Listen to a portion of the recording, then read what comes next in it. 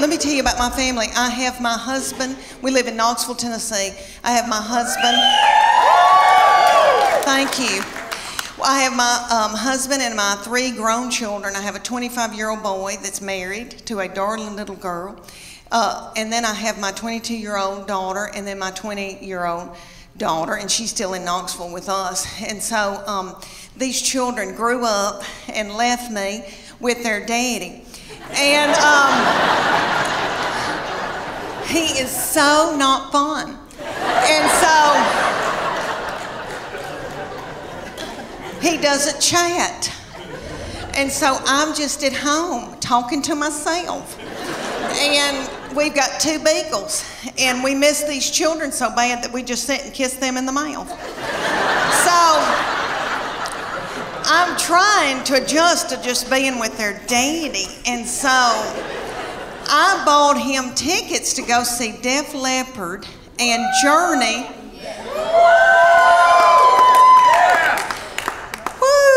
Okay, let me tell you. Have y'all been to concerts lately with old people that are older than I am? Okay, we went and I thought, oh, we're gonna have a fun date. And I said, where are we gonna go out to eat? And he goes, I don't have time for that. It was on a weeknight, so he went to the Pilot and bought himself a tall boy. And I think that's what it's called, and an egg salad sandwich from the Pilot. And so I didn't get to eat, and I was so hungry.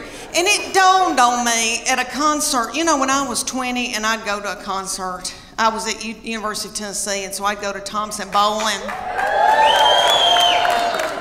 And I'd wear a crop top. And I didn't care about eating.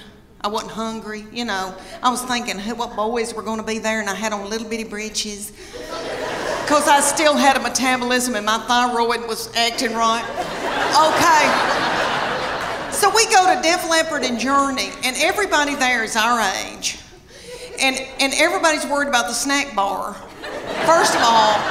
And I was too. And I was so hungry, and I noticed that people had big Diet Cokes, like big buckets of Diet Coke, and were sucking on those big buckets of Diet Coke while the concert was going on. And every once in a while, somebody would stand up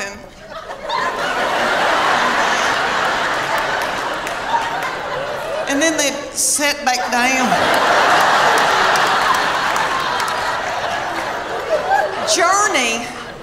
Journey has a little bitty feller from another country singing for them, and he's yummy. He looks like a little M&M. You could put him in your pocket. And you can tell he doesn't eat white flour and sugar. And he's singing and doing, he sounds like Steve Perry, but it's not the same. You know, Steve Perry's my boo. So it was like we were going to a tribute concert. But anyway, everybody in the band, besides this little fella, everybody had eaten white flour and sugar, and probably had done dope and drank terrible things, and everybody looked sick, and the bass player looked like somebody I had bought my jewelry from for years, and they were just barely a-going.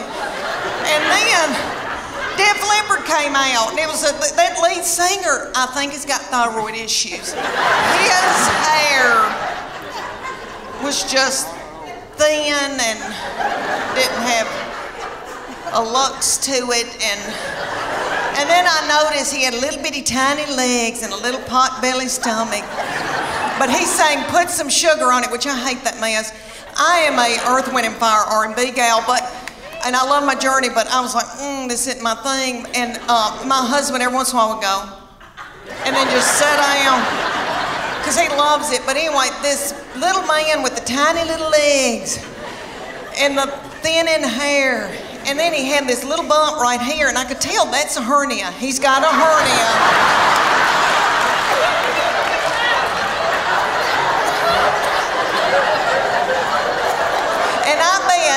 That he hadn't had time to get it fixed. He hadn't had time to put a mesh in. And you could just see it. It looks like my stomach, because I've had a hernia, but I've had mine fixed.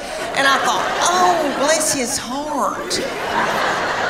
But he'd do, and he'd prop a little thin, frail leg up on something.